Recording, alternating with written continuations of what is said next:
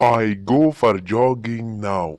زه اوس په کراره منډې ته ځم. یعنې یو څوک چې په مزه منډه وهي، یعنې د اکسرسایز دپاره، هغه د ورزش دپاره، نو هغې ته ویل کېږي په انګلیش کې چې jogging.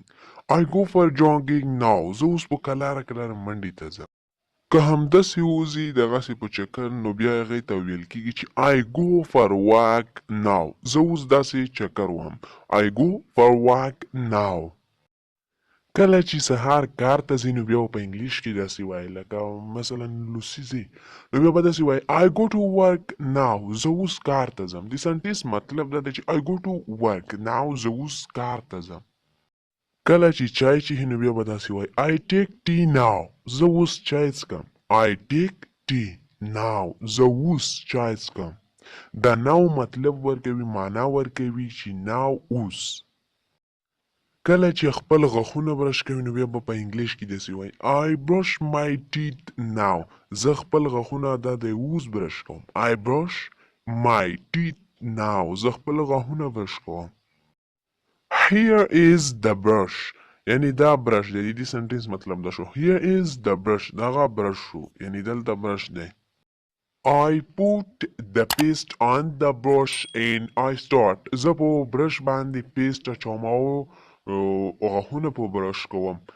پیسټ هغه څه ته وایي کله چې مثلا برش دې راواخیستو، هغه نه یو څیز لکه ملم داسې وي په برش چې وچوي او بیا غاښونه چې په سولی سپین هېل، نو هغه ته ویل کېږي پیسټ. په انګلیسي کې ورته ویل کېږي چې پیسټ. I rinse my mouth now. زه اوس خپله خوله کنګلوم، یعنې وینځم یې. دا رینز مطلب دی کنګلول یا وینځم یې، مینځلو ته وایي. I rinse my mouth now. زه اوس خپله خوله کنګلوم، یعنې مینځم یې. I took 3 minutes to brush my teeth. ما خپل غاښونه په 3 منټو کې برش کړل، یعنې په 3 منټو کې مې صفا کړل خپل غاښونه. I took 3 minutes to brush my teeth. ما خپل غاښونه په 3 منټو کې برش کړل. I wash my face with clean water. دا دی water now. دا دی اوس زه په صفا اوبو باندې خپل مخ وینځم. I wash my face with clean water now. اوس زه په صفا اوبو باندې خپل مخ وینځم. کله چې ته هغه کریم استعمالوي چې هغه مخ سپینوي، نو هغې ته به په انګلیش کې داسې وایي I apply whitening cream on my face.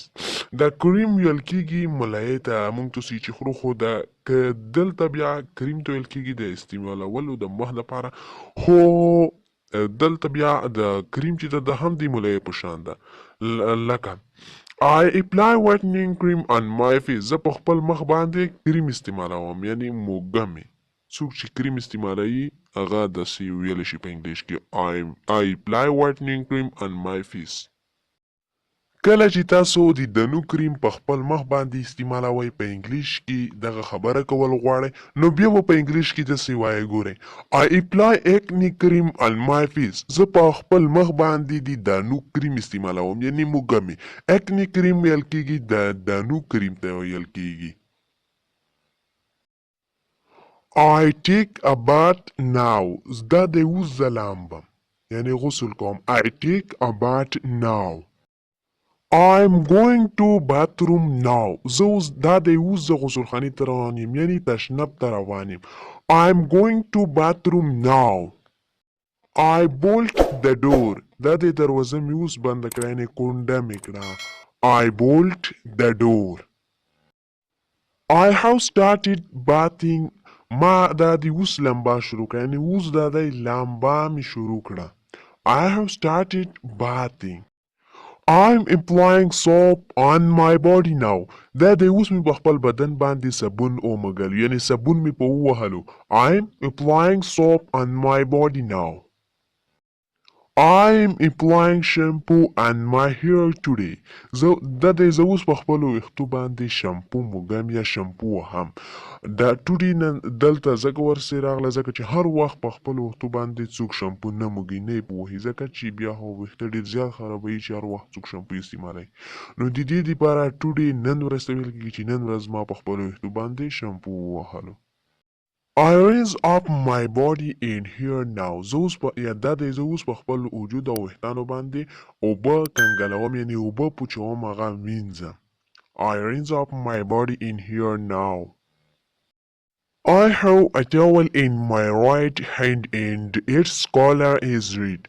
ما سره زما په هی لاس کې یو تولیه ده. تولیه خو تاسو پیژنئ چې کله چې د لمبا نه بعد خلک ځان پوجي او د دې رنګ سور دی. چې ما سره تولیه ده د دې رنګ سور دی.